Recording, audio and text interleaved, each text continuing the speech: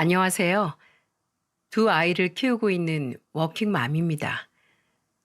저는 아이를 키우면서 회사까지 다니는 게 이렇게나 힘든 일인지 이제야 알게 됐어요. 남들이 들으면 배부른 소리라고 한다고 하겠지만 주부로 지내던 시절은 저에게 암흑이었습니다. 그래서 바쁘고 힘든 지금이 저에게는 가장 뜻깊은 시간을 보내고 있다고 생각해요. 쥐구멍에도 벼뜰 날이 온다는 말이 있지 않습니까? 늘 쥐구멍처럼 어둡고 외로웠던 제 인생에 드디어 한 줄기 볕이 내려왔답니다. 이 땅에 태어난 순간부터 저는 평생 외롭고 가난하게 살아야 할 팔자인 여자였던 것 같아요. 태어나자마자 부모님의 죽음으로 보육원에서 자라야만 했습니다. 저 여자 인생 시작부터 고난이었구나 싶으시죠? 참고로 말하자면 이건 정말 시작에 불과하답니다. 친구들은 고등학교 졸업 후에 대학 진학 고민할 때 저는 먹고 살 걱정을 했어요. 성인이 되면 보육원을 나가야 했는데 이제 막 미성년자 딱지를 뗀 제가 어디서 일을 할 수 있었겠습니까? 그래도 좋은 기회가 생겨서 고등학교 졸업 후 바로 대기업 생산직으로 취업하게 됐습니다. 게다가 저는 첫 직장에서 일하다가 직장 동료의 소개로 남편까지 만날 수 있었죠. 제 사연이 딱 여기서 끝났다면 얼마나 좋았을까요? 더 이상 바닥은 없다고 생각했는데 불행하게도 제 인생은 결혼 후부터 끝을 알 수 없는 밑바닥까지 추락하게 됐죠. 처음 소개로 만난 남편은 제약회사 영업직으로 일하는 평범한 회사원이었습니다. 첫인상도 서글서글하고 매너까지 좋았던 남편과 연애를 하다 결혼 준비를 하게 됐어요. 결혼은 두 집안끼리의 결합이라고 하는데 고아였던 저한테 가족이랄 게 있었겠습니까? 그래서 시댁에서 제가 고아라는 이유로 반대를 한다면 인연이 아니겠지 생각하려고 했어요. 그런데 처음 시댁에 제가 인사를 갔을 때 저를 정말 딸처럼 맞이해주는 시부를 만나게 됐던 겁니다. 같이 식사를 하는데 시부는 유독 저를 살뜰히 챙겨주며 따뜻한 목소리로 말했죠. 우리 집 음식이 입에 맞을지 모르겠네. 여기 고기도 좀 먹어봐요. 계속해서 제 앞에 반찬을 이것저것 끌어다 주시면서 시부는 저를 살폈어요. 제가 뭐라고 이렇게까지 해주시나 눈물이 왈칵 쏟아질 뻔했었죠. 그런데 식사를 끝내고 시부가 저를 보면서 담담한 목소리로 과거 어려웠던 시절 이야기를 털어놨습니다. 저는 시부의 이야기를 듣다 참아왔던 눈물이 터졌어요. 시부는 저를 보면서 슬픈 얼굴로 말했죠. 나도 부모 없이 자라서 영미 씨 걱정 다 잘 알아. 할아버지 할머니 손에 자라서 부모가 없다는 현실 때문에 울기도 많이 울어서 그 심정 잘 알고 말고. 아버님, 정말 잘 살아볼게요. 아무것도 없는 저 허락해 주셔서 감사해요. 아무것도 없긴 왜 없어. 힘든 현실 극복하고 이렇게 잘 큰 것만으로도 대단한 거야. 오히려 평범하게 큰 사람보다 영미 씨가 더 생활력이 강할걸? 이제 좋은 일만 있을 거야. 다 좋게 좋게 생각해. 아, 그래야 좋은 일이 찾아오지. 시부는 아무것도 없다고 말하는 저를 보면서 긍정적으로 생각하라면서 절 다독여줬어요. 그때 시부와 힘들었던 과거 이야기를 하면서 참 많은 위로를 받았던 기억이 납니다. 하지만 저를 위로하면서 반겨주는 시부와 달리 시모는 까탈스럽기만 했어요. 남편이 워낙 저와 결혼하겠다는 의지가 확고했던 터라 시모는 반대하진 않았죠. 하지만 저를 탐탁지 않아 하는 건 확실했어요. 그래도 남편이 저와 결혼하겠다는 의지가 강해서 받아들이려고 노력하는 것 같았습니다. 그래서 결혼 전 자주 시댁에 찾아가서 같이 식사도 하고 선물도 드리면서 노력했죠. 그러자 시모는 저를 보고 이런 말을 했었어요. 너도 참 대단하다. 나였으면 진작에 떨어져 나갔을 텐데 넉살 한번 좋네. 앞으로도 그렇게 넉살 좋게 살아. 자식 이기는 부모 어딨겠어? 아들이 곧 죽어도 너랑 살겠다는데 어디 한번 잘 살아봐. 그래도 성격 하나 좋아서 그거 하나 보고 허락하는 거야. 감사합니다, 어머님. 믿어주셔서 정말 감사드려요. 결국 시모는 눈에 가시 갔던 저를 며느리로 받아주셨죠. 그리고 저는 시부모의 축복을 받고 결혼식을 올릴 수 있었답니다. 저와 남편은 시댁과 차로 30분 거리에 있는 곳에 신혼집을 마련했어요. 그리고 자주 시댁을 왕래하면서 잘 지내려고 노력했답니다. 원래 한국 사람은 밥정이 제일 중요하다고 하지 않습니까? 그래서 2주일에 한 번 정도는 꼭 시댁으로 가서 시부모를 모시고 밥을 먹기도 했어요. 그 당시 시부가 경비원으로 일하고 있었고 시모는 시장에서 전가게를 운영하고 있었죠. 그래서 종종 도시락을 싸서 시부를 찾아가 같이 대화를 하며 밥을 먹기도 했답니다. 시부는 제가 도시락을 들고 가면 기쁜 목소리로 이렇게 말했어요. 내 평생 딸한테도 못 받아본 도시락을 며느리한테 다 받아보네. 우리 딸이 며느리 반만 닮았어도 내가 입만 열면 딸 자랑하고 다녔을 텐데. 아휴. 시부는 종종 아가씨 얘기를 제게 털어놓으면서 한탄 섞인 말을 했었죠. 아가씨가 시모보다 2배는 더 까다로운 성격이었거든요. 오죽하면 시부가 저런 한탄을 며느리한테까지 했겠습니까? 게다가 시모도 서글서글한 성격은 아니라 시부는 집만 가면 고래 싸움에 새우등 터질 것 같다는 말을 자주 하기도 했어요. 그래서 저라도 시부에게 말동무가 되어주고 싶어서 시간이 나면 자주 찾아갔었습니다. 그런데 아가씨는 그런 제가 못마땅했는지 한 번은 시댁에 온 저를 보고 죽일 듯이 노려보며 이런 말을 하더군요. 새언니는 시간이 남아 돌아요? 왜 맨날 도시락 들고 우리 아빠 찾아가서 날 곤란하게 만들어요? 내가 곤란하게 만들다뇨. 저는 그냥 아버님이 식사 잘 못 챙기실까 봐 가는 거예요. 그런 행동이 날 곤란하게 만든다고요. 딸도 안 하는 걸 며느리가 하니까 아빠가 요즘 나랑 새언니를 비교하잖아요.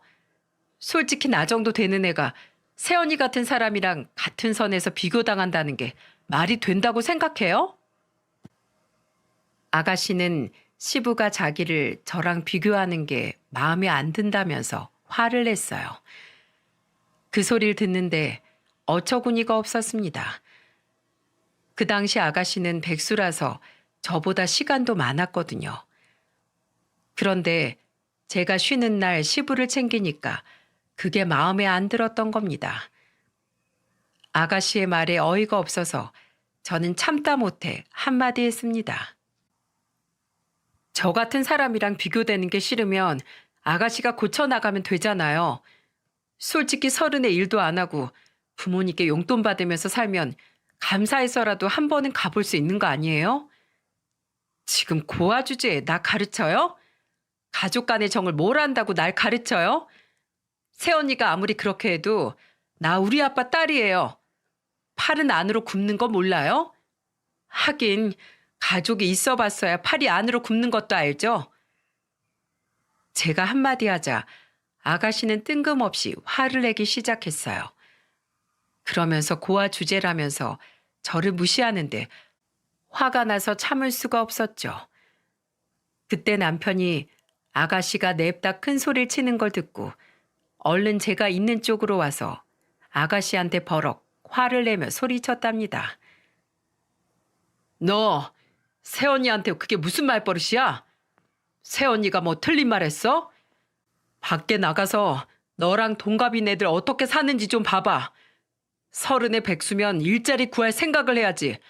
아무 생각 없이 용돈만 받아 쓰고 있잖아. 내가 당장 아버지한테 네 용돈부터 끊으라고 할 거야. 왜 오빠가 내 용돈 가지고 난리야. 아빠가 준다는데 오빠가 왜 막냐고. 너도 나가서 아르바이트라도 해봐. 그래야 아버지가 얼마나 힘들게 번 돈으로 네 용돈 주는지 알지. 빨리 새언니한테 사과해. 남편은 아가씨를 보면서 저한테 사과하라고 화를 냈어요. 그러자 아가씨는 죽어도 못한다고 고집을 부리다가 시부의 등장에 겨우 사과를 했답니다. 시부는 아나 무인으로 화를 내는 아가씨를 보면서 정신 차릴 때까지 용돈 안 주겠다면서 단호하게 말했죠. 그러다가 시모가 이 상황을 전부 듣고는 아가씨를 쏘아보며 잔소리를 늘어놓는 거예요. 시모는 아가씨를 보면서 이런 말을 했었죠. 너 그 성질머리 못 고쳐? 어디로 오빠한테 큰 소리야? 오빠 말 틀린 거 하나 없구만. 너 한 번만 더 오빠보다 더 크게 소리 지르기만 해봐. 어디 여자 목소리가 그렇게 커? 저는 시모가 아가씨를 나무라는 모습에 깜짝 놀랐는데 알고 보니까 딸이 아들 이겨먹겠다고 바락바락 대드는 게 싫었던 겁니다. 그렇게 아가씨는 울며 겨자 먹기로 아르바이트를 시작해야만 했죠. 신혼초는 남편도 시부도 든든한 제 편을 들어줘서 정말 걱정 없이 지냈어요. 그런데 결혼 후 1년 만에 첫째 아들을 가졌을 때 불행이 닥쳐오기 시작했습니다. 그 무렵 시부가 새벽에 출근하다 뺑소니 사고로 사망한 거예요. 신호 위반을 하고 달리던 차에 치여 그 자리에서 목숨을 잃은 시부의 사망 소식을 저는 믿을 수가 없었죠. 결국 빈소가 차려졌고 그곳에서 저는 아버지를 잃은 딸처럼 울었답니다. 손자 본다고 좋아하셨잖아요. 근데 얼굴도 못 보고 가시면 어떡해요. 이름 아버님이 지어주신다면서요. 전 이제 어떻게 살아요? 임산부가 땅을 치고 오열하니까 주변에 있는 사람들은 제가 걱정됐는지 저를 안아주며 위로해 줬습니다. 시부는 제 임신 소식에 가장 기뻐하면서 이름까지 직접 지어주겠다고 하셨죠. 그래서 시부의 죽음이 정말 믿겨지지 않았습니다. 잠시 뒤 한참을 울다 멍하게 앉아있는 저한테 낯선 중년의 남자가 작은 종이 가방을 건네며 이런 말을 했어요. 이거 며느리 준다고 어제 사뒀던 거예요. 성별이 아들이라면서요. 손자 생겼다고 얼마나 기뻐하면서 자랑했나 몰라요. 뱃속에 아이 가졌을 때 걸음마 신발을 사둬야 건강한 아이 태어난다고 샀는데 전하지도 못하고 갔네요.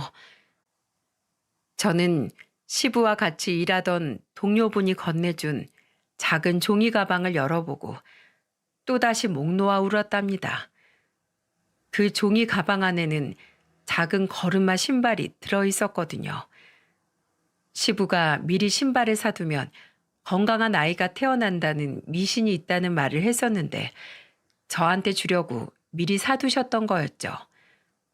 그리고 신발 안쪽에는 지훈이라는 쪽지도 같이 들어있었어요. 아이 성별이 나오자마자 신발의 이름까지 알아볼 정도로 좋아하셨는데 살아 계셨다면 얼마나 좋아하셨을까요? 처음으로 저에게 아빠 같은 품을 내어주신 분이라 더 제 슬픔이 깊기만 했습니다. 그 후 시댁 식구들과 슬픔을 나누며 시부 장례가 끝났고 한동안 식구들은 먼저 떠난 시부를 그리워하며 지냈죠. 그러다 제가 첫째 아들을 낳았을 때 잠시나마 시댁에 웃음꽃이 돌았습니다. 집안에 아이가 있으면 분위기가 달라진다고 하잖아요. 그 말처럼 시모는 손자가 귀여워서 어쩔 줄 몰라 하더군요. 하지만 뭐든지 과하면 위험하다는 말이 있지 않습니까? 시모는 먼저 떠난 시부가 이름까지 지어준 아들 지훈이한테 집착을 하기 시작했어요. 이제 육아휴직이 끝나가 지훈이를 어린이집에 맡기려고 알아보는데 시모는 저한테 미쳤냐면서 화를 내더니 이런 말까지 내뱉었습니다. 너는 뉴스도 안 보고 살아? 어린이집을 뭘 믿고 거기다 애를 맡겨? 어머님, 그래도 저 회사도 다녀야 하는데 애를 누가 봐요? 어머님도 가게 때문에 매일 시장에 나가시잖아요. 절대 안 돼. 내 손자 어린이집에 못 보내. 너 회사 그만둬. 애들은 엄마 손에 커야 하는 거야. 네가 뭘 몰라서 그래. 나는 두 애들 5살까지 내 손으로 키우다가 유치원 보냈어. 너도 지훈이 어디 맡길 생각 말고 직접 키워. 시모는 아들을 제가 직접 키우라면서 고집을 부리기 시작했어요. 아무리 세상 흉흉하다지만 요즘 어린이집에 아이 안 맡기면 어떻게 자식을 키울 수 있겠습니까? 사실 저도 외롭게 큰 어린 시절을 생각하며 제 손으로 아이 키우고 싶은 마음이 굴뚝 같았습니다. 그래도 막상 일을 그만둘 용기가 안 났어요. 그래서 저는 시모를 진정시키고 남편과 상의해보겠다고 했죠. 그런데 남편이 진지한 목소리로 이런 제안을 하는 겁니다. 내가 당신 생각을 잘 몰라서 말 못했는데 나도 엄마 말에 동의해. 어린이집에 맡기자니 불안해. 아버지 갑자기 저렇게 사고로 돌아가신 거 보니까 사람이 언제 어떻게 될지 모르는 건데 아이한테 엄마가 필요하지 않을까? 나도 부모님 사랑 모르고 커서 내 아이는 정말 사랑 듬뿍 주면서 키우고 싶은 마음이야 굴뚝같이. 근데 내가 일을 그만두면 생활비는 어쩌게? 우리 이 집 팔고 엄마 집으로 들어가는 건 어때? 당신도 엄마한테 육아도 배우고 생활비도 줄이고 좋잖아.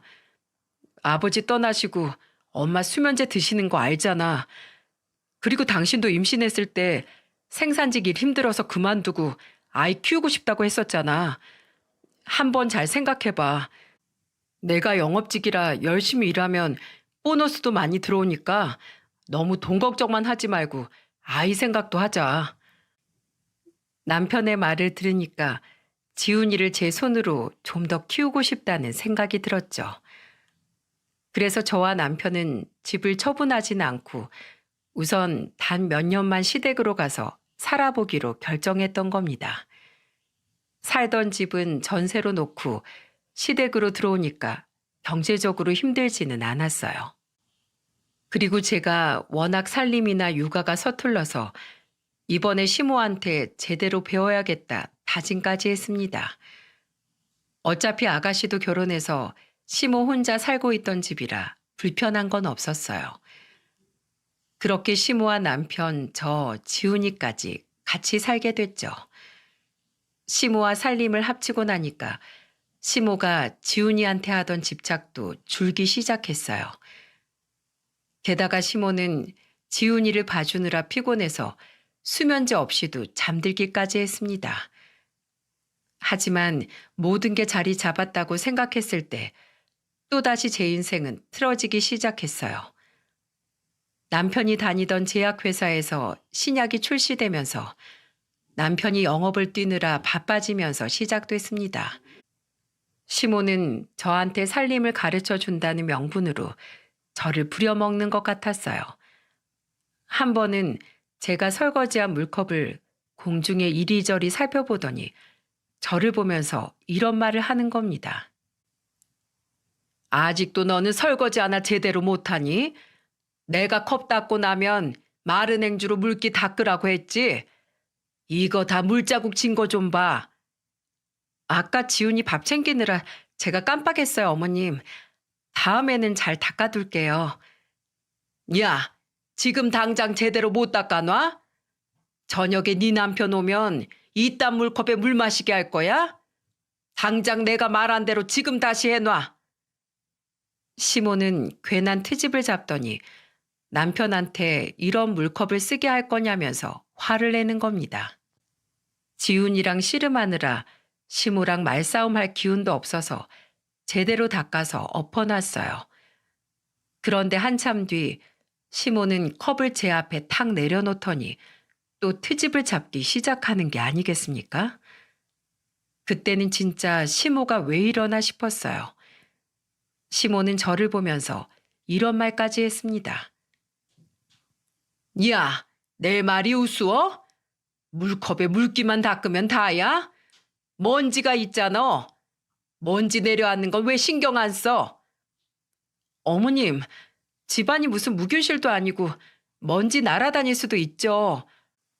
그렇게 따지면 어머님 지금 밟고 있는 방바닥도 먼지 한가득이에요. 뭐야? 내가 지금 틀렸다는 거냐? 내가 너보다 살림을 얼마나 오래 했는데 애 키운다는 엄마가 위생 개념이 그렇게 없어서 어쩔 거야? 너 애를 먼지 구덩이에서 키울 거야? 그럼 어머님이 공기청정기 사주세요. 전 이 정도 먼지는 애들 면역력 위해서라도 괜찮다고 생각해요. 못 참는 사람이 공기청정기 사야지 어쩌겠어요. 안 그래요, 어머님? 제가 이렇게 말하니까 시모는 뚱한 얼굴로 돌아서더니 문을 거칠게 닫고 방으로 들어가 버렸습니다. 아무리 애들 키우는 집이라지만 얼마나 더 깨끗한 집에서 치워야 됩니까? 잘 씻기고 잘 먹이고 옷도 잘 갈아입히면 깔끔하게 잘 키우는 거라고 생각했죠. 점점 시모와 사사로운 것들로 부딪히고 있을 무렵 저는 둘째를 임신하게 됐어요. 그때만 해도 남편은 늦더라도 집에 꼬박꼬박 들어오는 자상한 남편이었죠. 그래서 둘째를 가졌을 때도 항상 먼 출장을 다녀오면 그 지역의 특산물을 포장해 오기도 했습니다. 그런데 문제는 시집간 아가씨가 난임 판정을 받으면서 시작됐어요. 그때 아가씨는 시댁으로 달려와서 거실에 있는 물건을 냅다 때려 부수면서 화를 내며 소리쳤죠. 내가 임신했어야 되는데 다 새언니 때문이야. 엄마가 꾼 태몽 내 거였다고. 시모가 태몽을 꿨다고 했을 때 아가씨는 자신이 임신한 줄 알고 기뻐했는데 제가 둘째를 임신하자 화가 났던 거예요.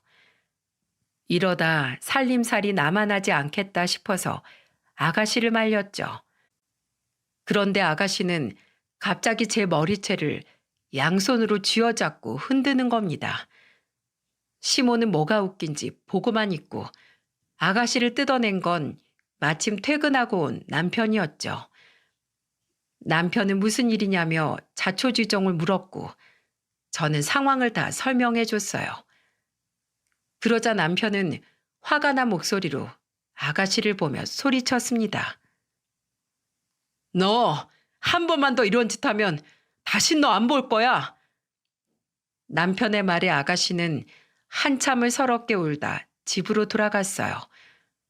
그런데 그때 시모가 비아냥거리면서 이런 말까지 했습니다. 너는 나 몰래 약 먹냐? 무슨 애가 그렇게 순풍순풍 잘도 생겨? 너 당분간 내 딸 눈에 띄지 마. 이게 지금 임신한 며느리한테 할 소리입니까?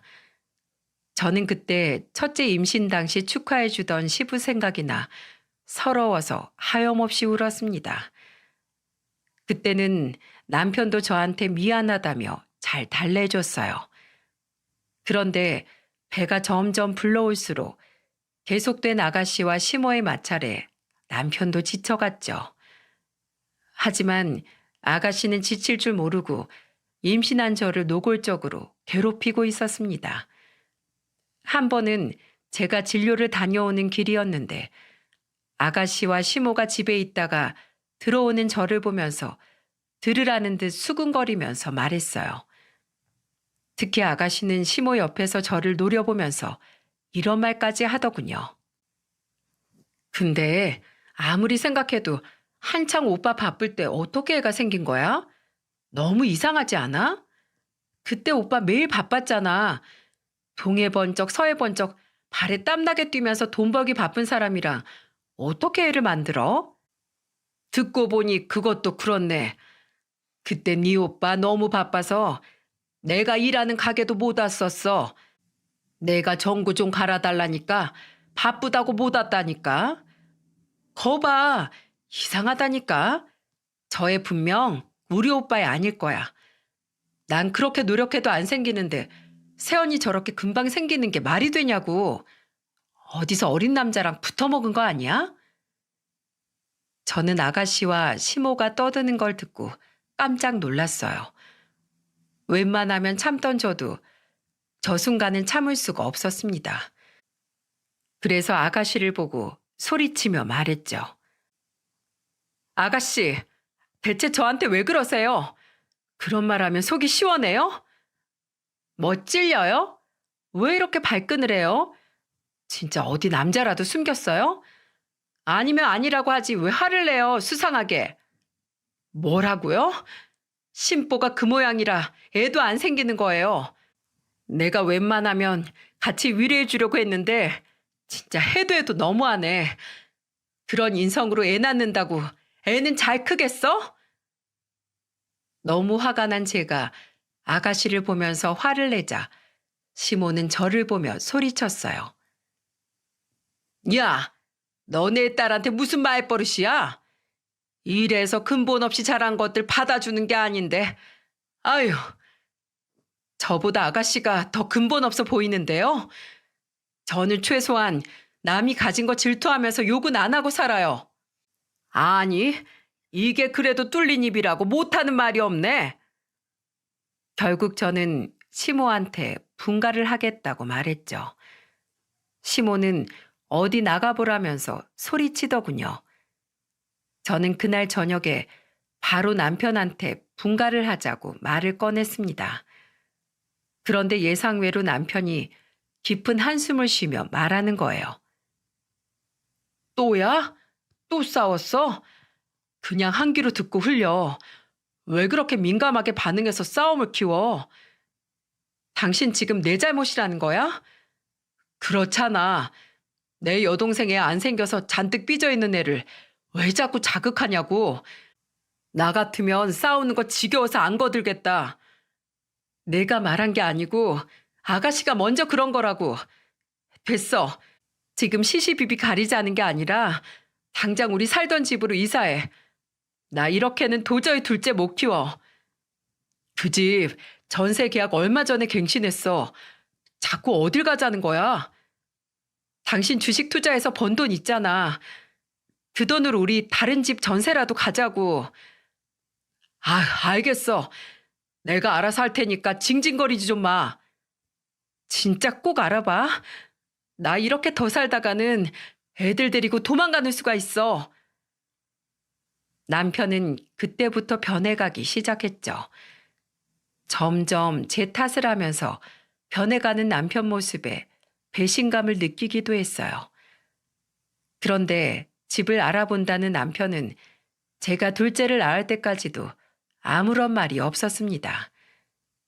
저는 참다 못해 남편에게 답답한 목소리로 물어봤죠. 그러자 남편은 화를 내며 소리쳤어요. 그렇게 나가고 싶으면 당신이 돈 벌어와. 내가 요즘 얼마나 바쁜 줄 알아? 나 접대하러 다니느라 피곤해서 여기 원형 탈모까지 오게 생겼어. 어떻게 그런 말을 해? 나는 뭐 편하게 사는 줄 알아? 나는 거의 도간에 든 쥐처럼 생활하고 있어. 당신 시간 없으면 돈이라도 내놔. 내가 알아보러 다닐 테니까. 내가 번 돈인데 왜 당신이 알아보겠대? 다 알아서 하고 있으니까 기다려 좀. 그렇게 기다리라던 남편은 또 강간무소식이었고 시댁에서 어린 딸을 달래는 저를 보면서 시모는 소리치며 말했죠. 야, 애 좀 어떻게 좀 해봐. 내가 저 울음소리 때문에 공황장애가 올 것 같아. 저도 힘들어요. 어머님 그렇게 소리칠 때마다 저도 미쳐버릴 것 같다고요. 결국 참다 못한 저는 시모한테 소리를 지르며 대드는 지경에 이르렀어요. 결국 저는 그날 남편에게 이혼을 선언했죠. 정말 제 아이들한테만큼은 온전한 가정을 주고 싶었지만 이런 가족은 없는 게 낫다 싶었습니다. 그래서 남편에게 이혼하자고 했더니 답답하다는 듯 이렇게 말하는 거예요. 영업사원 이혼했다고 하면 누가 좋아해? 내 일을 생각해서라도 좀 참아줄 수 없어? 내가 얼마나 더 참아? 이대로는 하루도 못 살아. 당신은 당신 일에 나는 이혼 소송 걸 테니까. 왜 그래? 내가 집 알아봤어. 다 알아보고 있었어. 다음 주에 이사 나가자. 제가 이혼을 하겠다고 하니까 그제야 남편은 주변 평판이 무서워서 이사를 준비하더군요. 진짜 이런 것도 남편이라고. 애를 둘이나 낳고 살았으니 얼마나 힘들었겠습니까? 결국 남편과 저는 시모로부터 분가를 했고 이제 정말 다 괜찮을 거라고 생각했어요. 하지만 그때부터 고삐 풀린 망아지처럼 집에 안 들어오기 시작했습니다. 꼭 엄마 잔소리 피해서 노는 어린애처럼 핸드폰도 늘 숨겨두기까지 했죠. 그때가 큰아들이 5살, 둘째가 3살일 때였어요. 매일같이 일 핑계로 외박을 일삼던 남편은 그쯤 되니까 정말 막 나가기 시작했습니다. 제가 한밤중에 전화를 걸면 주변이 시끄럽고 여자 목소리까지 들렸어요. 그러면서 제가 화를 내면 적반하장으로 남편이 이런 말을 하는 거예요. 야, 내가 술을 마시고 싶어서 마셔? 이게 다 일이잖아. 그러니까 네가 우리 엄마랑 좀 잘 지냈으면 어디 덧나? 내가 이렇게 힘들게 돈 벌었겠냐고. 술이나 깨고 말해. 억지로 마신다는 사람이 술을 그렇게 마셔? 술 냄새 풍기고 들어올 거면 아예 들어오지도 마. 저는 남편 전화를 끊어버리고 현관 비밀번호도 바꿔버렸어요. 애들한테 술 냄새 풍기면서 비틀거리고 들어오는 남편 모습을 보여주고 싶지 않았죠. 그랬더니 새벽에 문을 열라고 현관문에 발길질까지 하는 겁니다. 끝까지 안 열어주고 버티려다가 옆집 항이에 문을 열어줬네요. 문이 열리자 남편은 거실에 쓰러지듯 뻗어버렸습니다. 그런데 남편 가까이 가자 여자 향수 냄새에다가 소매에는 여자 립스틱 자국까지 정말 가관이었어요. 다음날 저는 그날 입었던 남편 와이셔츠 사진을 찍어두고 그대로 버렸습니다. 그때부터 저는 남편과 이혼 생각이 있어서 하나씩 제가 유리할 만한 증거를 모으고 있었죠. 그러다 드디어 아가씨가 시험관 시술에 성공해서 결혼 5년 만에 아이가 생겼어요. 그리고 그때부터 시모는 저를 종부리듯 부리기 시작했고요. 한 번은 저를 시댁으로 부르더니 뜬금없이 아가씨가 김장김치를 먹고 싶어 한다면서 김치를 하자는 겁니다. 이미 재료까지 다 사둬서 결국 시모와 같이 시작했죠. 그런데 그때 아가씨가 오더니 거실에 팔짱을 꼬고 앉아서 저한테 이런 말을 했습니다. 새언니, 머리 좀 묶고 와요. 더러워 죽겠네. 그러다 머리카락 들어가면 어쩌려고 그래요? 그러자 시모는 임산부 스트레스 받게 하지 말라면서 얼른 머리를 묶으라는 거예요. 저는 마침 불편했던 머리를 묶고 다시 김장을 시작했죠. 근데 아가씨가 시모를 거실로 부르며 신난 목소리로 말하더군요. 엄마, 이거 홈쇼핑 좀 봐. 이거 사서 우리 둘이 나눠 쓸까? 어디 보자. 시모는 주방에서 하던 일을 멈추고 거실로 가더니 한참이 지나도 안 오는 거예요. 결국 혼자 배추속을 채우다 시모를 부르며 소리쳤습니다. 어머님, 이거 얼마 안 남았는데 같이 해서 빨리 치워요. 얼마 안 남았으면 혼자 좀 해봐. 뭘 또 사람을 부르고 그래?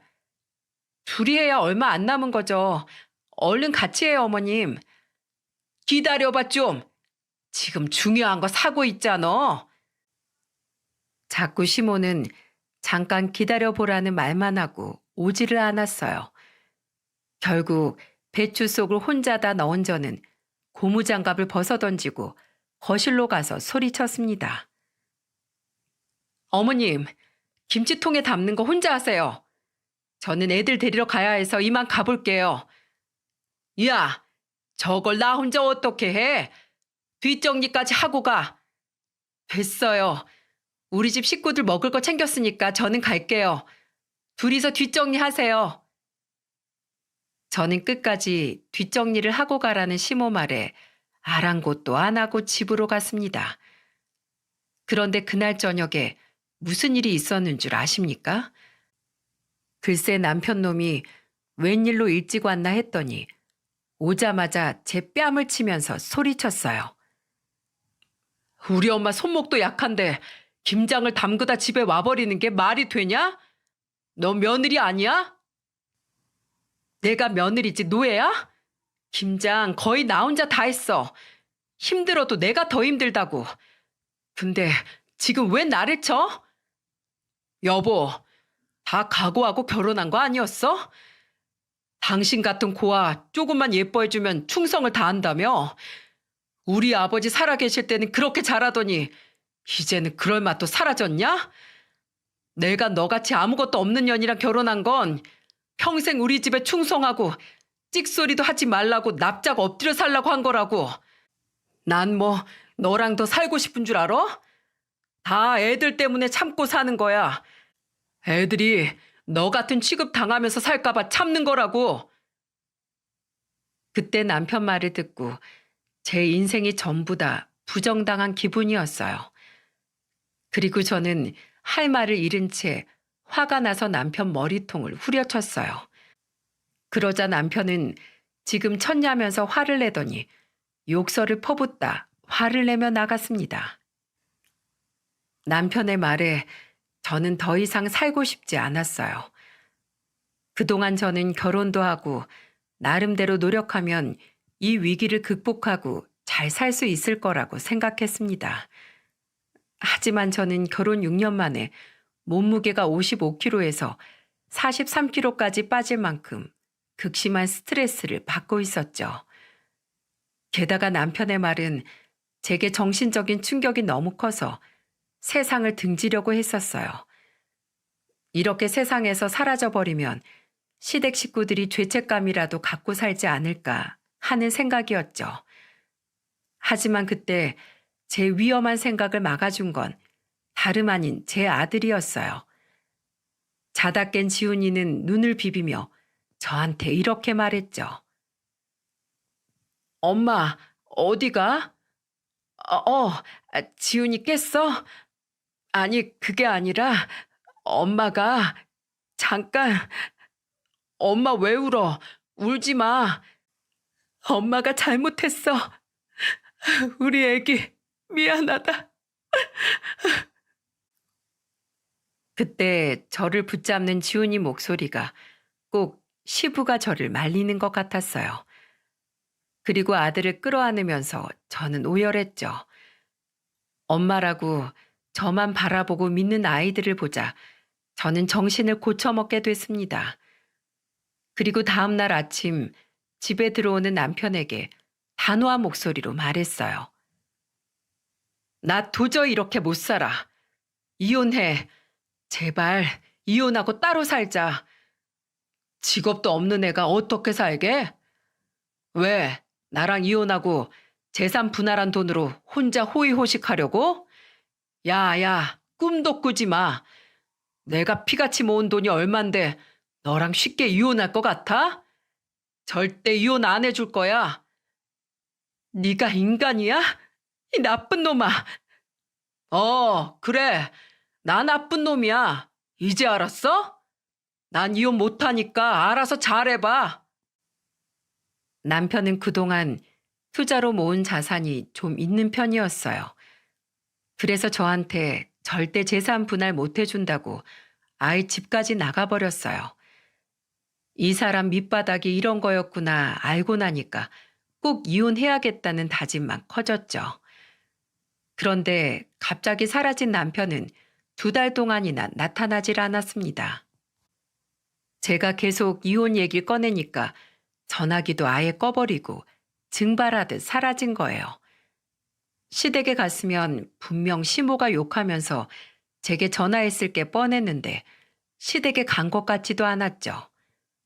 그런데 남편의 소식이 들려온 건 뜻밖의 기관에서 들려왔어요. 바로 경찰서에서 남편의 사망 소식이 전해진 겁니다. 저는 너무 놀라서 아무 말도 못했는데 경찰은 병원으로 오라면서 저를 재촉했죠. 불안한 마음으로 병원에 가보니 그곳에 누워있는 건 틀림없는 남편이었습니다. 벙찐 표정으로 서 있던 저를 보면서 경찰은 이렇게 말했어요. 남편분 맞으시죠? 운전하고 가시다 갑작스러운 심장마비로 사고가 나셨어요. 그렇게 죽도록 싸우던 남편인데 이렇게 주검이 된 걸 보니 가슴이 미어졌습니다. 그래도 애들 아빠였던 사람이었는데 괜찮을 리가 없었죠. 결국 죽어도 재산 한 푼도 못 준다고 버티던 남편이 갑자기 사고로 떠나는 바람에 장례가 끝난 뒤 남편이 남긴 재산 7, 8억 정도가 저한테 오게 됐던 거예요. 정신없던 저는 남편 재산이 그만큼이나 있었다는 사실에 놀랐습니다. 그동안 재산에 관해서 남편은 저한테 이런 방구도 없었거든요. 저한테는 죽일 듯이 나쁜 남편이었지만 그래도 남은 재산으로 아이들 먹이고 입힐 수 있게 됐으니 애들한테 아빠 노릇하는 거라고 생각했습니다. 그런데 장례가 끝난 후 남편한테 8억여 원 상당의 재산이 있다는 걸 알게 된 시모 아가씨는 남편 재산을 가로채려고 했어요. 아무리 생전에 이혼으로 자주 다퉜어도 법적 혼인관계는 저뿐이지 않겠습니까? 그런데도 시모는 허구한 날 저를 쫓아와 노발대발 화를 내며 말했어요. 야, 너 내 아들 돈 안 내나? 너랑은 피 한 방울도 안 섞였어.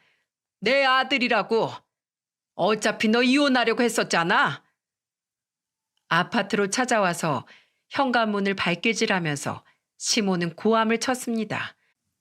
그때 저는 문도 안 열고 인터폰을 켜서 시모한테 어이가 없다는 듯 말했죠. 죽어도 이혼 못하겠다고 했던 사람은 어머님 아들이에요. 억울하면 저세상간 아들한테 이혼하고 가라고 하세요. 제가 이렇게 말하고 끊어버리니까 시모는 더 약이 올라서 악을 쓰면서 문 앞을 버티고 있는 거예요. 그래서 결국 경찰까지 불러서 시모를 끌어냈습니다. 그랬더니 다음 날부터 아파트 입구에 어떤 광경이 펼쳐졌는 줄 아십니까? 아가씨랑 둘이 피켓까지 만들어 와서 저를 재산 뺏어가 못된 여자라며 욕하고 있는 거예요. 한동안 대낮만 되면 와서 난동을 부리는 모녀 때문에 경찰을 안 불렀던 날이 없었죠. 결국 저는 살고 있던 아파트를 금매로 부동산에 내놓았습니다. 시모랑 아가씨 때문에 동네 창피해서 살 수가 없었거든요. 저는 미리 아이들과 이사갈 집을 알아봤고 거기로 티가 안 나게 미리 짐을 조금씩 옮겼답니다.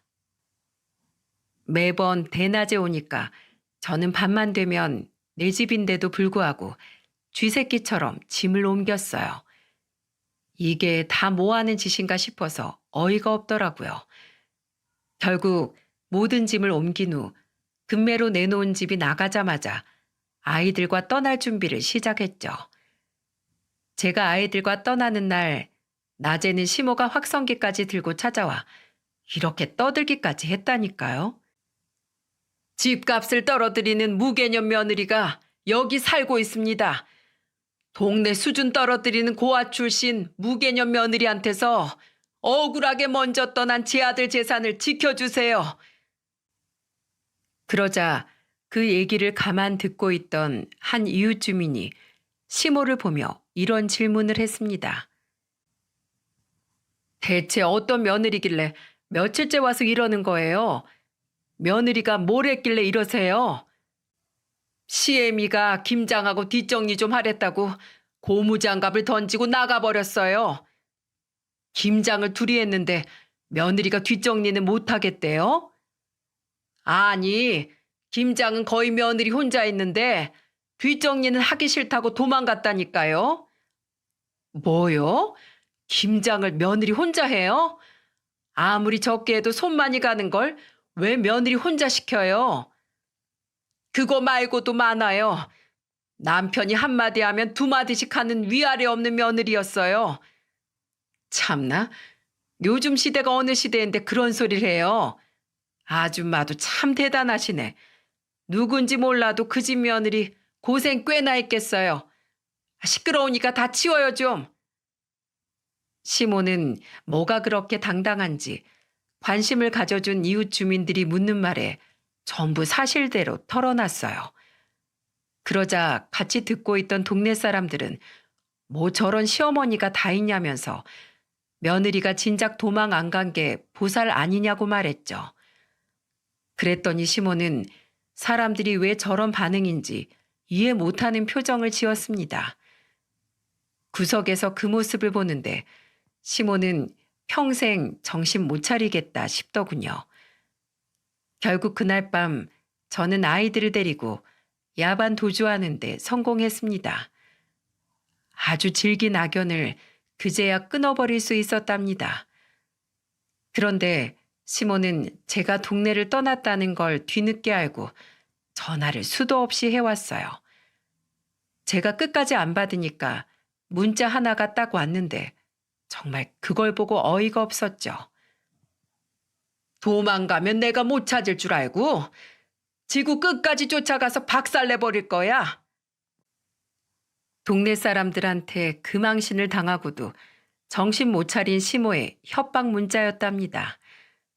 저는 그래서 답장 하나 보내놓고 차단해버렸어요. 당신이 며느리 무시하고 노예 취급한 죄야. 스토커로 신고해서 콩밥 먹이기 전에 쥐 죽은 듯이 사세요. 이후로 또 한 번 전화 문자가 온다면 이렇게 말로 안 끝나요.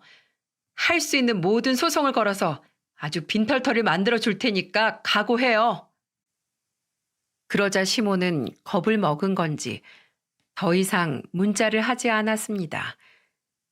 시모 번호를 차단하고 가끔 확인하는데 제가 소송으로 응징한다니까 겁을 먹고 포기한 것 같아요. 그렇게 저를 무시하더니 법은 무서웠나 봅니다. 그래서 지금은 겨우 평화를 되찾고 아이들을 키우며 잘 살고 있어요. 이제야 제 인생에 가장 사람답게 사는 시기가 온 것 같다는 생각까지 했죠. 벌써 큰아들은 초등학교를 다니고 있으니 남편이 떠난 지도 참 오래됐네요. 남편이 떠나기 전 가정에 소홀했던 탓인지 아이들은 아빠를 잘 찾지도 않는답니다. 안타깝지만 아이들만 괜찮다면 저도 이제 다 괜찮아요. 제 오랜 꿈 중 하나가 어떤 건 줄 아십니까? 아이들이 학교 유치원에 간 사이에 집안을 싹 치워놓고 저녁으로 찌개를 준비하면서 아이들을 반갑게 맞이해 주는 일이죠. 남들에게는 간단해 보이는 이런 평범한 일상을 저는 이제야 누리고 있습니다. 참 멀리 돌아왔지만 이제는 저도 다정하고 든든한 두 아이의 엄마로 살고 있어요. 얼마 전 같은 동네에서 친하게 지내던 언니한테 들은 소식에 의하면 시모는 결국 하던 가게까지 접었다고 했어요. 알고 보니까 그동안 술 마시고 손님들도 모자라 주변 상인들과도 싸움이 나서 쫓기듯이 떠났던 거예요. 그런데 아가씨는 아이 낳고 시모 거들떠도 안 본다는 거 있죠? 옛날 시부한테 하던 그 성격 어디 가겠습니까? 그것도 얼마 못 가 아가씨는 아이 데리고 별거 한다는 소식까지 들리더군요. 이래서 사람은 마음을 곱게 써야 한다고 하나 봅니다. 아마 이 사연 듣는 분들 중에서도 저처럼 보육원에서 외로운 유년 시절을 보낸 분이 있겠죠? 제가 별일 다 겪어보니까 부모 없다고 기죽을 거 하나 없더라고요. 그냥 스스로를 믿고 세상에 한번 부딪혀보며 살아봤으면 좋겠다는 말 하고 싶어서 사연을 쓰게 됐습니다. 결국 남편과 저는 사별한 사이가 됐지만 이혼도 저한테는 큰 도전이었어요. 그러니 여러분들도 용기를 갖고 힘차게 살아가시길 빌겠습니다. 모두 감사드려요.